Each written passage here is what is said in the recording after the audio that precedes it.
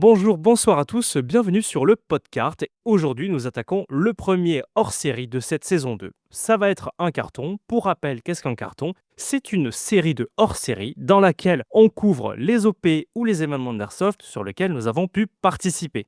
Début janvier, nous avons eu l'occasion d'aller jouer sur le terrain Lostwood lors d'une OP organisée par Bassin Airsoft qui se nommait Old Scarp 2. Pour faire ce rétexte d'OP, avec moi, autour de la table, j'ai mon fidèle binôme, Gont. Bonsoir à tous. Un coéquipier qui court partout, Garen. Salut à tous. Un squad leader vêtu d'un kilt qui se fait passer dans notre équipe pour le boss ultime d'un jeu vidéo, Xium. Salut à tous. L'un des meilleurs snipers que j'ai pu rencontrer, désolé gros quick, Panchoa. Salut tout le monde. Et enfin, pour terminer cette équipe de choc, Mojo, l'organisateur de l'OP, qui a bien voulu partager ce rétexte avec nous. Salut à tous et merci de me recevoir. Panchoa, Mojo, c'est la première fois que vous venez sur le podcast. Nous avons une coutume, c'est de vous laisser vous présenter de manière à ce que les auditeurs qui ne vous connaissent pas puissent en savoir un peu plus sur vous. On va commencer par toi, Panchoa. Merci de m'accueillir ici. Pour me présenter rapidement, ça fait à peu près 12 ans que je fais de l'airsoft. C'est à peu près autant de temps que je joue sniper quasi exclusivement. Je joue un petit peu en assaut pour faire du CQB parce que ça change un petit peu de temps en temps. Mais sinon, pour me présenter mon style de jeu, beaucoup d'infiltration, beaucoup de tirs de précision de longue distance. Je participe au Sniper Golf français et suisse depuis sa création en 2017. Vainqueur en France et multiples vainqueurs en Suisse. J'essaie de continuer à aligner les trophées. Il y a une source interne qui nous dit que l'étagère sur laquelle tes trophées sont stockés ne va pas tarder à faire péter ses chevilles. Donc s'il te plaît, au prochain Sniper Golf, laisse sa place aux rookies qui vont arriver comme Gont. Ah, certainement pas. C'est un snap qui marche, faut pas oublier. C'est de quoi gagner. J'en ai un prêté s'il faut.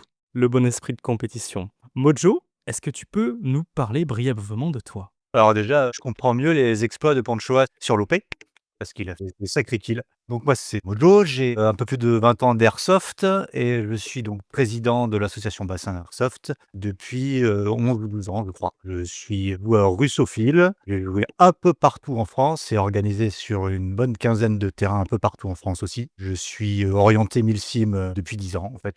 Ce qui m'intéresse, c'est l'infiltration dans le jeu et c'est vrai que j'aime beaucoup organiser et préparer tout ce qui est possible pour une OP, parce que j'ai la chance d'être graphiste et donc c'est beaucoup plus simple quand on est graphiste et qu'on peut faire rapidement des plans et des visuels et des items pour préparer une OP, un scénario, tout ce que vous voulez. Quoi qu'il en soit, chers auditeurs, si vous voulez des anecdotes supplémentaires sur des faits de jeu de Mojo ou des faits d'organisation, je vous invite à écouter l'épisode 19 de Tactical Cast où Kano a interviewé Mojo. Donc n'hésitez pas à foncer, le lien sera dans la description. Pour revenir sur l'OP Old Scarp 2, c'était une mini-OP d'une journée qui s'est déroulée sur le terrain de Lostwood à Touverac. C'est une OP qu'on peut qualifier d'asymétrique parce que le nombre des effectifs était différent et les rôles à choisir dans les squads pouvaient être cumulables. Les rôles en question étaient squad leader, radio, médecin, soutien, pilote de drone, reco ou tireur longue distance / sniper, et enfin sapeur-ingénieur. Chaque rôle a sa petite particularité qui permet de rajouter du sel à l'expérience.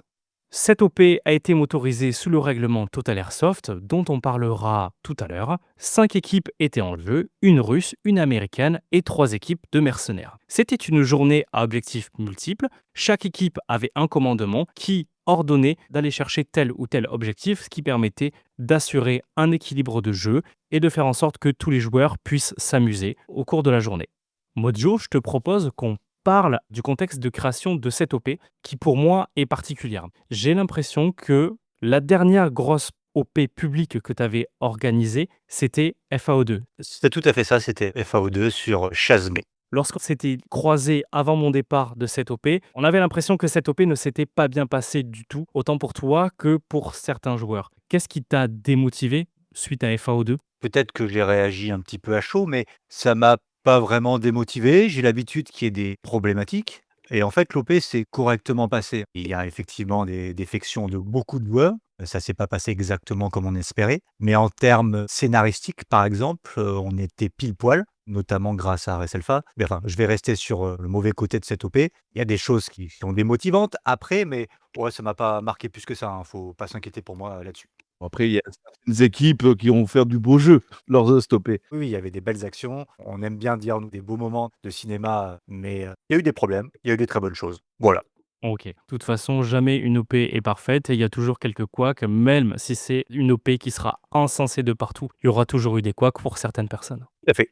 Si on se repose sur Old Scarp 2, qu'est-ce qui t'a poussé à proposer une suite à la première version que tu avais fait il y a un an? Alors, l'histoire de cette série d'OP, en fait, je me suis inspiré de la FAC, c'est une association de Charente, donc, et de son ancien président qui avait organisé une partie orientation. Donc, en fait, à la base, les parties All Scarp, c'est des parties orientation. Et j'ai voulu agrémenter ça grâce évidemment à Res Alpha et à des objectifs clairs.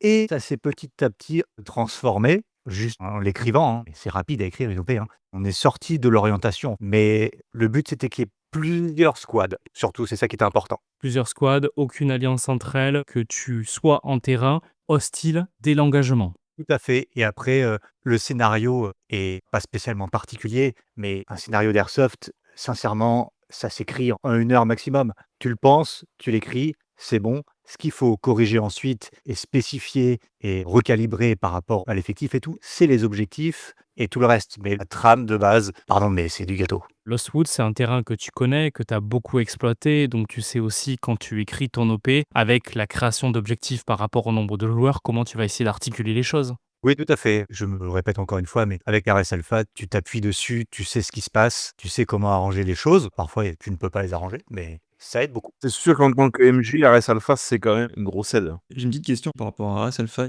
Pour une journée comme Lostwood, est-ce que tu prévois toujours des objectifs supplémentaires au cas où il y a des équipes qui avancent très très vite et qui en réussissent plein d'un coup assez rapidement? Ou est-ce que tu imagines ça sur le tas? Il y a toujours des objectifs prévus ensuite, mais très sincèrement, c'est encore de l'airsoft. Tu peux improviser quelque chose de dernier moment. Je suis pas trop dans l'improvisation moi-même, j'ai un peu de mal avec ça. Mais oui, tu prévois 2-3 trucs et puis ça fonctionne parce que c'est de l'airsoft, hein. Oui, on sait jamais ce qui peut se passer. Comme par exemple le fait que tu aies certaines personnes qui débarquent en pick-up au bout d'un moment, quoi. Mais c'était attendu et espéré, ça. Surtout par nous au final, hein. C'est vrai. Je propose, Mojo, qu'on parle de Total Airsoft, le règlement que tu as mis en place pour les OP que tu organises. C'est un concept qu'on essaye de développer depuis 1 an et demi, 2 ans. Ça existe peut-être autre part, hein, c'est pas spécialement novateur. Pour information, moi, je suis pas trop la communauté airsoft, j'ai pas le temps. Donc du coup, si ça se trouve, ça existe autre part. On se base sur ce qui est orienté mille-cible, donc c'est une base de réal cap, des postes assez réalistes. Les items doivent être réalistes, c'est-à-dire qu'on va pas attaquer un plot. On essaie de mettre un maximum, d'interactivité, donc c'est pour ça qu'on a développé plusieurs applications, qui sont pas reliées entre elles, hein, malheureusement. Il y a plein de petites choses qui font que ça te pousse à l'immersion presque obligatoirement. Pour autant, il existe peut-être des systèmes plus intéressants. J'ai pas mal d'expérience du coup avec 22 ans de jeu, 12 ans de présidence et 14 ans d'organisation. Du coup, c'est ma vision, c'est pas pour autant qu'on a raison et que c'est ça qu'il faut faire. Mais j'en profite d'ailleurs, je pense que toutes les nouvelles associations, elles devraient, au lieu de repartir de zéro, s'inspirer des autres qui ont créé des choses avant eux, pas spécialement de nous, hein, et avancer peut-être plus vite et dans le même sens. Carrément, je suis complètement d'accord avec toi. C'est pour ça qu'une fois, on avait organisé un événement, on t'avait demandé si on pouvait utiliser l'application Med6 sur cet événement-là, parce que en termes de système de soins, on avait trouvé cette application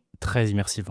Je te remercie. J'ai une dernière question sur cette partie-là, avant qu'on passe sur le retour d'expérience de la Yellow Team. En tant qu'organisateur, qu'est-ce que ça te fait de voir que quand tu publies une OP, ça intéresse les gens, ce qui fait qu'elles sont complètes en un peu moins de 48 heures? Je vais peut-être un tout petit peu m'étaler sur ce sujet parce que c'est assez intéressant. Je vais répondre directement à ta question et après je vais revenir sur un fait que je trouve important. Évidemment, une OP qui se remplit, par exemple FAO2, ça s'est rempli en 6 heures, je crois, 130 personnes en 6 heures, ça fait plaisir, mais c'est surtout très utile pour nous avancer ensuite dans la préparation du scénario et du budget, évidemment, parce que le budget dans une OP, c'est hyper important. Donc c'est vraiment utile, tu as toutes les informations dès le début, tout le monde s'inscrit bien, c'est génial. Tu peux avancer sur tout le reste sereinement et ça, c'est hyper important. Ça te met pas un peu la pression de voir que tu as autant d'engouement pour ton événement? Typiquement sur FAO2, l'engouement, c'était pas la partie bassin airsoft, c'était le char présent. Il faut pas se le cacher, hein. c'est pas ouh, Bassin Airsoft qui fait rêver, hein, c'est le char. Les gens, ils sont venus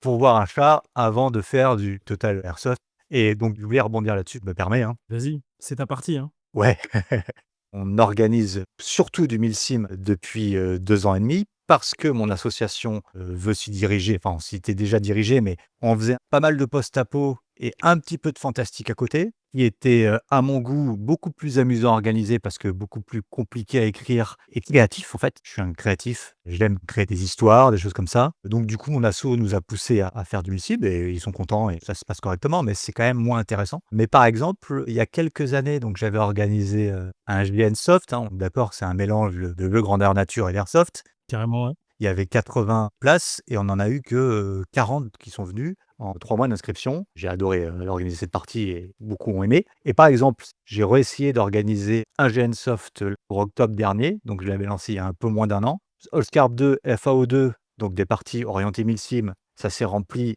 en 2 heures et 6 heures. Mon GN Soft, malgré l'énorme écriture qu'il y avait derrière, des visuels bien plus passionnants, hein, pardon, mais en 3 mois, j'ai eu 10 inscrits. Donc C'est celui où tu proposais une immersion dans une prison? tout à fait. Donc il y a un côté, les joueurs, ils veulent plus de choses farfelues, ils veulent du brut, réaliste, contemporain. Ils veulent utiliser leur matériel le plus, sophistiqué. A priori, c'est ça la tendance. Il faut faire avec. C'est pas le plus amusant, pour moi en tout cas, mais voilà. J'avoue. Petite parenthèse, nous, sur Toulouse, on organise un événement où les gens nous disaient: «J'en ai marre de voir des dominicales». Donc c'est Gont qui était, surtout à l'initiative là-dessus. Dans le CART, on a plusieurs associations qui sont membres. Tous les 3 à 6 mois, on essaye de faire une interassociation sur lesquelles on va prendre des concepts qu'on va pousser à l'extrême. Là, on a proposé une guerre de gang de type Yakuza. Donc tu te bats au SMG, au PA et il y a pas mal de RP qu'il va y avoir à côté. Ça a très peu de succès. Il y a le succès que ça devait avoir. Moi, je suis content de ce qu'on a.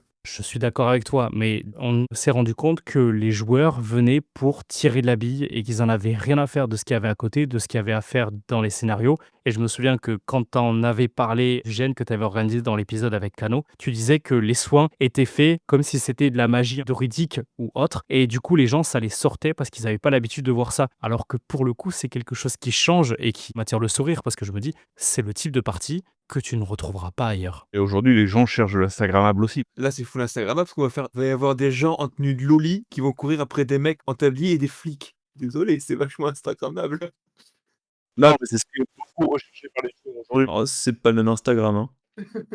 Et ça me fait juste penser à ce que disait Mojo sur la partie à Chasmé avec le tank. Si c'était rempli très rapidement, c'est parce qu'il y avait un tank et que les gens voulaient s'afficher sur un tank. Je t'avoue que nous, on s'est affiché, on a une photo sur un tank. Il y a encore Garen qui adore cette photo sur ce tank-là. Garen et Xium ont failli être témoins d'un accident qui a pu se produire. Personnellement, le tank, ça m'a bien refroidi. La sécurité, elle repose sur 3 personnes, mais avec la fatigue, la sécurité, elle s'affaiblit. Malheureusement, un jour, je croise les doigts pour que ça arrive pas, mais il pourrait y avoir un accident dans la façon dont c'est géré. Je me permets de rebondir là-dessus. Effectivement, on avait un système de sécurité sur le char très approfondi, puisqu'ils étaient tous connectés entre eux sur un même canal. Il y avait un pilote de char qui ne faisait que diriger le char, le pilote qui est très expérimenté et qui a l'habitude. Mais avec un peu de fatigue, ça peut devenir dangereux. Il ne faut pas oublier que c'est un char, donc il faut faire attention. Merci Mojo. Du coup, je vous propose qu'on passe à la partie 3, qui est le Rex de la Yellow Team.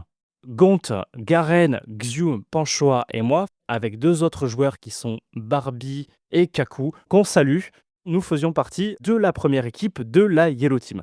On a été plusieurs à venir de région toulousaine et le terrain de Lostwood n'étant pas à côté, nous avons pu bénéficier d'une soirée dans un gîte en compagnie de Bassin Airsoft et de Louardan. Garen, Xium, Gont, est-ce que vous avez quelque chose à dire sur cette soirée? Franchement, c'était une très bonne soirée, un gîte fort agréable. On s'attendait pas du tout à un accueil comme ça, mais on a été très bien accueillis. C'était très agréable de voir le côté off de tout le monde et pas juste le côté où c'est que quand on est sur le terrain, on se prépare, on est concentré. C'est vraiment cool comme chose qui est mise à disposition pour les joueurs. On s'est retrouvé à attendre dehors juste avant de pouvoir entrer dans le gîte avec Elvis, donc forcément ça n'aurait jamais pu mal se passer. Non, je rejoins ce que disait Lucas. Non, franchement, l'accueil était super. Puis de pouvoir discuter avec tout le monde à froid de plusieurs choses, de parler de la vision que chacun a de l'airsoft en général, ouais, c'était vachement intéressant, quoi.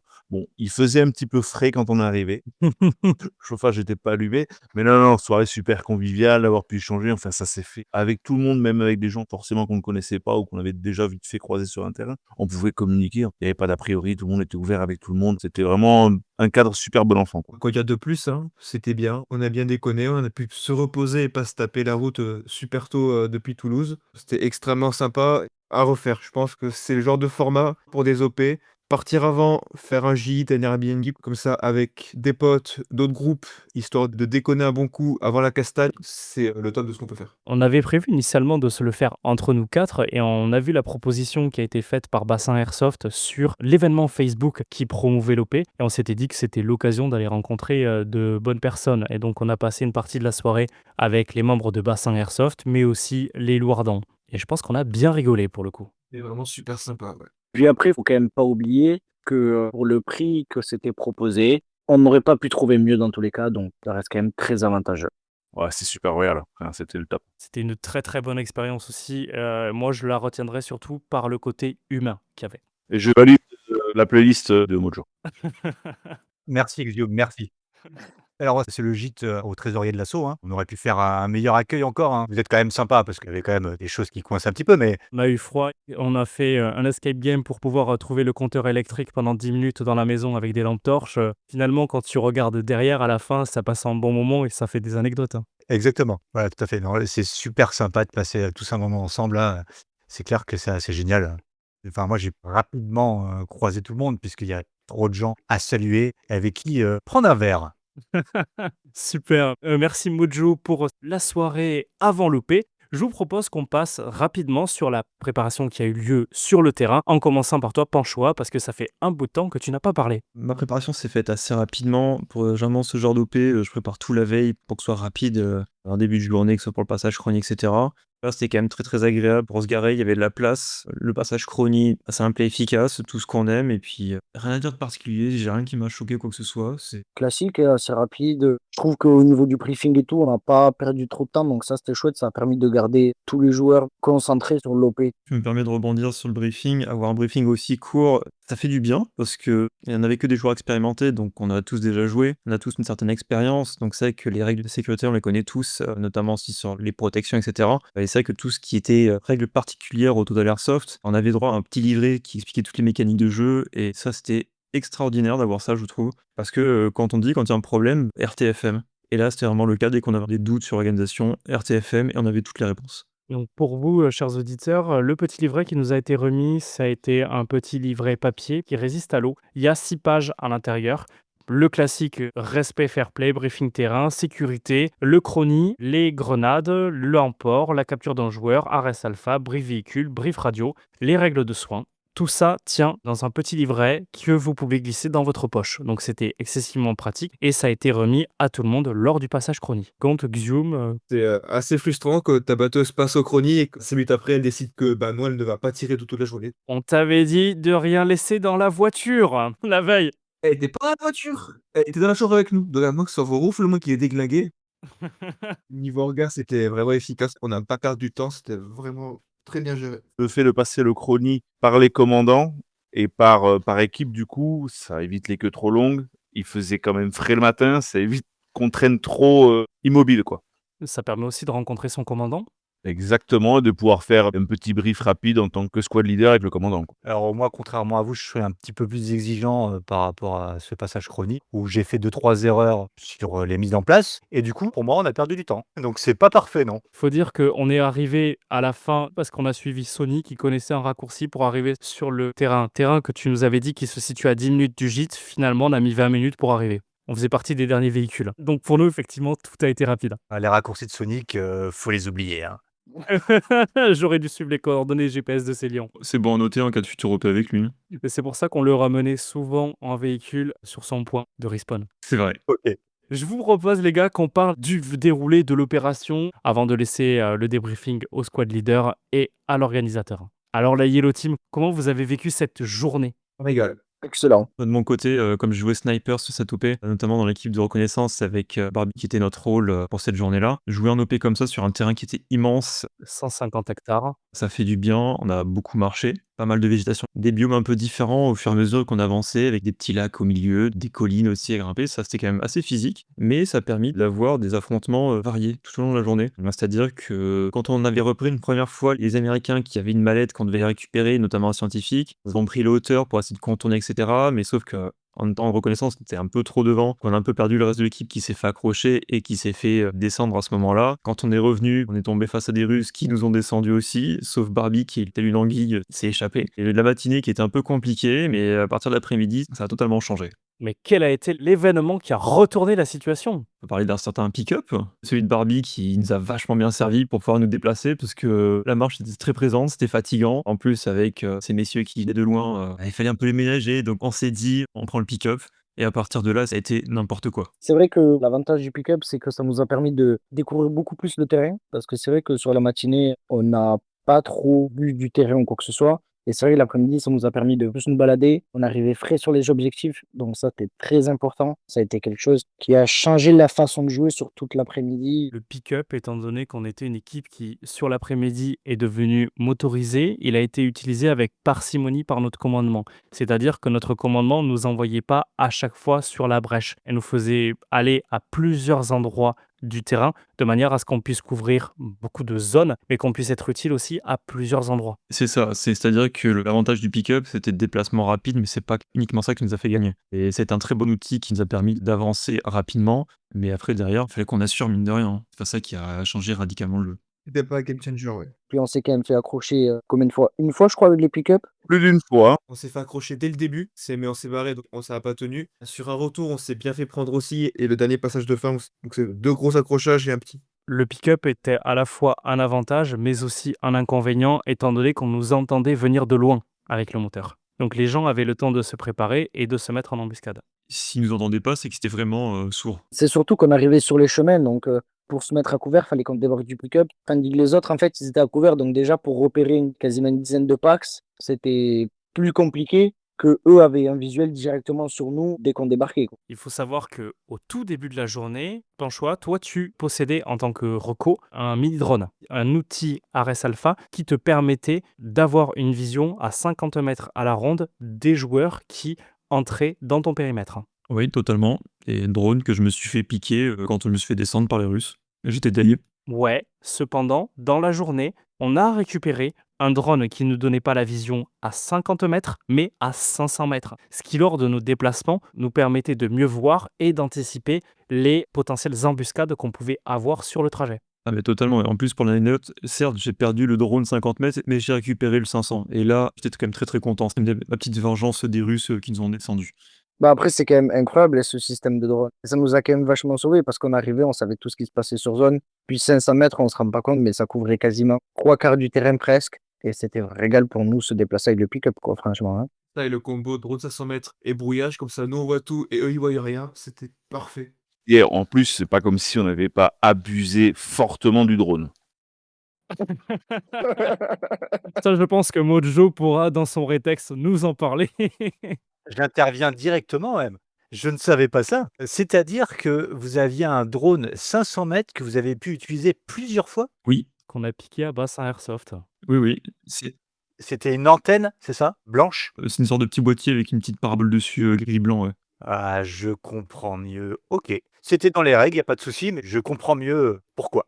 Ah oui, parce que justement, ce drone-là est bien marqué utilisation multiple et qui dit multiple, dès que ça s'arrêtait, on le remettait, hein. On a usé et abusé comme il fallait, hein. Seulement dans les moments d'accrochage. Surtout pour ça, on se déplaçait, on l'utilisait et après on se redéplaçait, on l'utilisait. Tant que ça marchait, on l'utilisait, hein, on n'allait pas se priver. Et tant que je gagne, je joue, hein.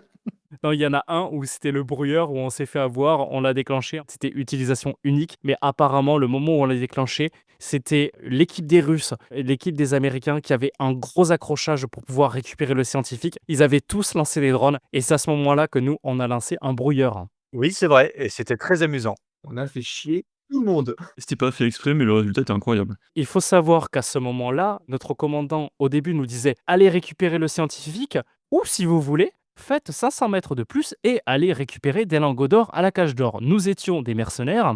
Qu'est-ce que nous avons fait? Là, C'est ça. Et à partir de ce moment-là, quand notre commandante nous a dit il reste 2 autres caches de lingots, on s'est tous regardés dans les yeux, on s'est dit allons les chercher. La thune, on y revient. Il faut pas oublier que certes, les drones, c'était quand même un avantage, mais il y avait quand même un sacré avantage aussi à utiliser le brouilleur, hein. Avoir le drone, c'est un avantage, mais avoir le brouilleur, c'est vraiment un must en plus. Et c'est pas parce qu'on avait le drone et qu'on avait un visuel sur les joueurs qu'on avait un si gros avantage que ça, parce qu'on en avait en face des équipes qui étaient rodées, qui avaient l'habitude de jouer ensemble. Nous, c'était la première fois que nous jouions avec Barbie, Kaku et Panchois. Donc cette journée-là, qui a été aussi une cohésion entre nous, a été mise à rude épreuve parce qu'on se connaissait pas et on connaissait pas nos façons de jouer. Et n'oublions pas Yellow 2 aussi. Je te laisse en parler, parce que je sens que tu as une petite amertume envers cette équipe. Non, aucune amertume. J'ai juste trouvé dommage qu'on n'ait pas pu avoir plus de rapport et de cohésion et de communication avec eux. On aurait pu jouer de belles actions. Ils ont préféré faire leur petit bonhomme de chemin dans leur coin. Carrément. Et ce qui est assez drôle, c'est que on a souvent croisé Yellow 2 qui nous ont souvent engagés. Bah, notamment à la fin avec le pick-up, sachant que le pick-up, il y avait que nous qui l'avions, c'est-à-dire Yellow 1, ils nous voient arriver, ils nous mettent en joue, ils nous tirent dessus. Et après, ils osent dire que c'est nous qui avons ouvert le feu en premier. Ouais, c'était de belles anecdotes. Une petite question par rapport à l'utilisation du drone. Est-ce que c'est le fait d'avoir pu récupérer un maximum d'antennes dès le début de l'OP qui nous a permis d'utiliser aussi souvent le drone? Je suppose que la question, c'est pour Mojo? À la base, oui, je donne des avantages à ceux qui ont le plus de capture de zone. Sauf que là, vous avez récupéré cette fameuse antenne qui, à la base, ne devait pas être récupérée par qui que ce soit, à part par Airsoft, parce qu'eux, ils avaient un rôle particulier. Vous l'avez récupérée, ça fait partie du jeu, tant pis pour moi. Mais effectivement, elle était destinée à eux. Donc oui, le fait d'avoir plus de capture de zone te permettait d'avoir plus d'avantages tactiques. C'est cohérent. Et on a joué notre rôle de mercenaire du début jusqu'à la fin. Mais vous aviez perdu votre PMA. Le PMA qu'on n'a jamais trouvé, il doit y être toujours peut-être. Il y a encore des mecs qui respawnent dessus à l'heure actuelle. Cette histoire de PMA, c'est quand même une superbe anecdote. On la confie à Yellow 2 qui la pose et qui nous pose un point à peu près sur Ares Alpha. Quand on les contacte pour savoir où on doit revenir sur la PMA pour attendre les 20 minutes et revenir en jeu, ils nous ont dit la PMA est à côté de la Pinède. La Pinède, à l'endroit où il y avait le point, c'était 200 mètres à gauche, 100 mètres à droite, 300 mètres de profondeur. Le à côté était quand même assez vague comme indication. Bon, ben, j'ai plus qu'à tout réimprimer en 3D. C'est vrai, c'était une jolie PMA en plus. Moi, je vais juste faire un petit truc en tant que sniper. J'ai réussi à faire un petit kill aux alentours de 70-75 mètres contre les US à un moment donné, quand on est allé chercher l'argent et qu'on a balancé le brouilleur. C'était ma petite performance du week-end et j'étais très heureux de ça.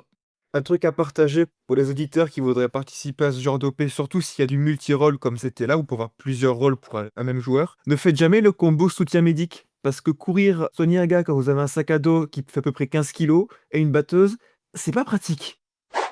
Je te propose, Xium, de faire le Rex que tu as eu sur cette OP-là, avant qu'on passe la parole à Mojo. Eh bien, moi, écoute, au niveau du Rex, déjà, je tiens à remercier Yellow 1 qui a fourni un très très bon jeu. On a eu une super cohésion, comme on a l'habitude maintenant de travailler ensemble, et avec les 3 compagnons qu'on a eu pour cette OP. Donc, on a vraiment passé un super moment, et c'était super fluide, quoi. C'est ça qui était agréable, c'est qu'on a eu un jeu fluide du début à la fin. Bon, des fois, il fallait hausser le ton un peu sur Lucas pour qu'il bouge, mais bon, ça, c'est l'habitude. Voilà, attends. Je tiens à préciser que tu as aussi le temps sur moi parce qu'il y en a un qui a dit qu'il fallait débarquer alors que c'était pas moi. Je l'ai encore en travers, hein. Sache-le. Alex, c'était pour toi. Je sais. J'assume l'entière responsabilité de ce couac-là, moi qui vous ai dit de débarquer alors qu'on n'aurait jamais dû. C'est pas grave, ça m'a permis de faire une belle sortie OPA. Avec mon PA en plus. Non, après, j'ai choisi le rôle aussi de radio avec le commandement. Du coup, ça m'a coupé de la radio en interne parce que je suis pas en double PTT. Et ça m'a pas forcément permis à chaque fois d'être vraiment dans l'action. J'étais obligé d'avoir un gars à côté de moi pour me dire qu'est-ce qui se dit à la radio, qu'est-ce qui se passe. J'étais un peu trop déconnecté de l'escouade par moment. Après, au niveau des coms avec le commandement, bon, c'était super fluide. De temps en temps, on n'arrivait pas à avoir trop la connexion, mais de manière générale, ça se passait bien. Après, les objectifs que nous transmettait le commandant était quand même relativement simple à comprendre. Aller chercher le scientifique, aller chercher le scientifique, aller chercher le scientifique. Aller chercher l'or. Il a cherché l'or, ça, elle n'a pas fallu le dire 2 fois. Non, après, voilà, c'est assez simple à retranscrire. Le terrain, le fait d'avoir Ares Alpha, c'est quand même un superbe outil, même si moi, je suis toujours un peu nuancé par Ares Alpha parce que je trouve qu'il y a quand même une certaine forme, entre guillemets, d'assistanat dans Ares Alpha où finalement il y a plus la part d'orientation qu'il pouvait y avoir avec de la simple carte. C'est quand même un super outil pour, avoir une analyse de jeu rapide sur le terrain, quoi. Voilà, en général, pour la partie team leader, ouais. Je retiens la même chose que toi. Il est nécessaire pour moi de dissocier le rôle radio du squad leader parce que ça te prenait beaucoup trop de temps et tu étais toujours loin derrière. C'était moi qui te faisais la liaison avec ce qui se passait sur le reste de l'unité. On aurait pu être un peu plus en avant, un peu plus avec les autres plutôt que en retrait de 10-15 mètres, ce qui des fois nous faisait perdre la vision de la situation. C'est clair qu'on a pu manquer de réactivité à cause de ça. Mais après, c'est un problème, moi, personnel, où j'aurais pu aussi me démerder, avoir un double PTT. Certes. Et voilà, ça a empêché peut-être un certain dynamisme à un moment donné et des prises de réaction qui ont peut-être été un peu plus lentes de notre côté. Merci Xium. Je propose qu'on laisse la section de la fin à Mojo afin que tu puisses nous faire ton retour d'expérience. Je pense que je vais encore beaucoup parler, mais tu me couperas, hein. Tant pis. Juste pour revenir sur, Xium en tant que squad leader, effectivement, il faut avoir un double PTT et pour le coup, sur cette OP-là, le commandant, donc c'était Virginie qui a vraiment assuré, n'avait pas énormément d'informations à te donner théoriquement régulièrement, donc ça devait être gérable dans la théorie, hein. Ça l'était largement.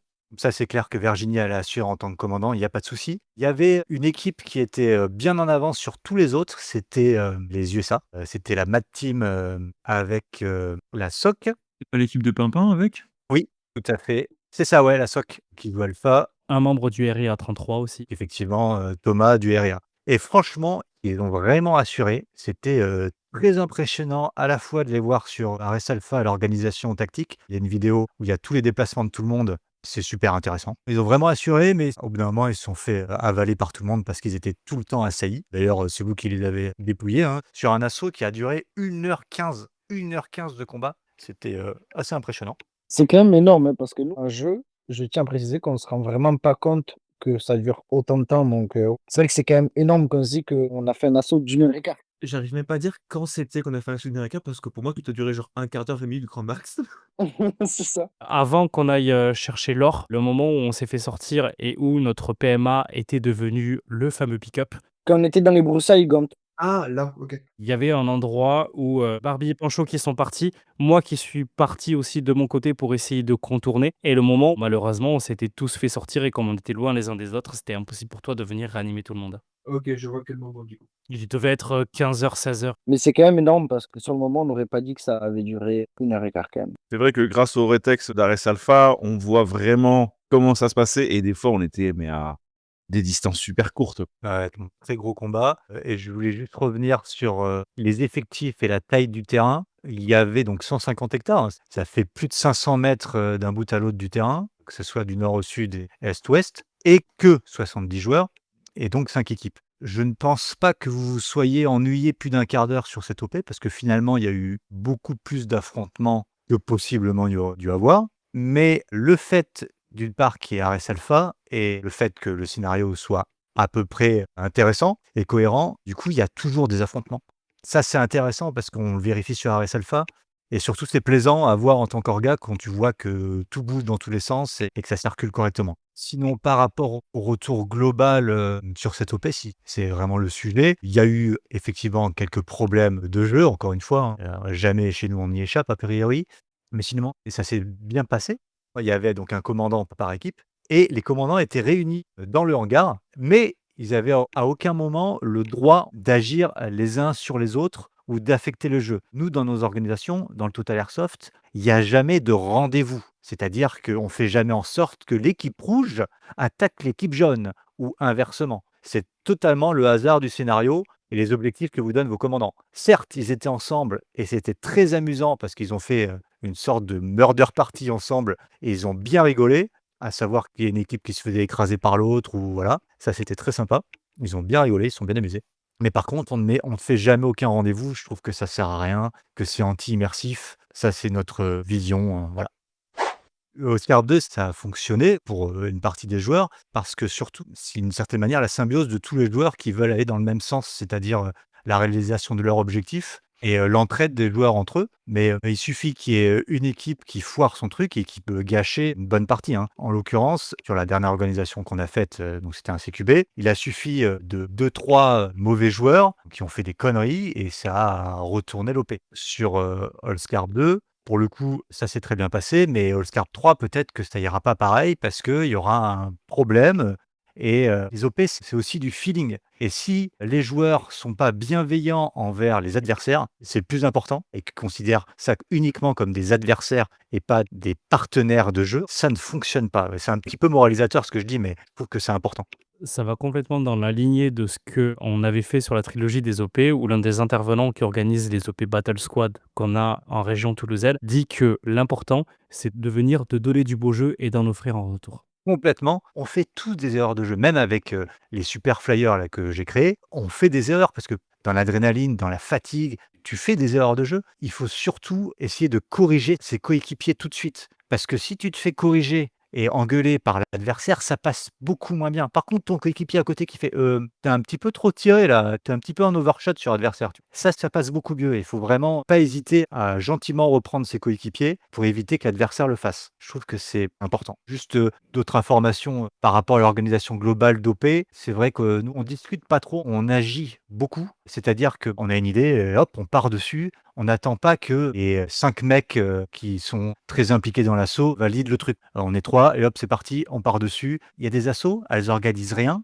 parce qu'elles ont toujours pas fini un vote. Il faut, avancer. C'est des scénarios d'airsoft, hein, c'est pas hyper compliqué, hein. Pas besoin d'avoir le prix Nobel pour, écrire ça et faire une partie. Vous avez une idée, vous le lancez, il faut créer. Nous, on est dans l'action en fait et pas trop dans le débat et la discussion. C'est pour ça que les retex, je les prends avec joie, mais je prends aussi beaucoup de recul dessus. Je me mets à la place des joueurs, ce qu'ils ont vécu, certes, mais je le prends pas trop pour moi. Je sais parfois que des mauvais retours, c'est surtout dû à un mauvais feeling ou, à d'autres paramètres, hein, mais Il faut pas oublier que tu peux avoir un mauvais retour sur une OP, mais une OP suivante avec la même organisation, un très bon retour, comme ce qui nous est arrivé à nous au final. tout à fait. Ouais, ça peut être une question de chance, d'être au bon endroit au bon moment qui fait que les choses passent aussi. Et avec les bonnes personnes. Ouais, il y a surtout ça aussi, avec les bonnes personnes. Ça aide beaucoup. Yes, tout à fait.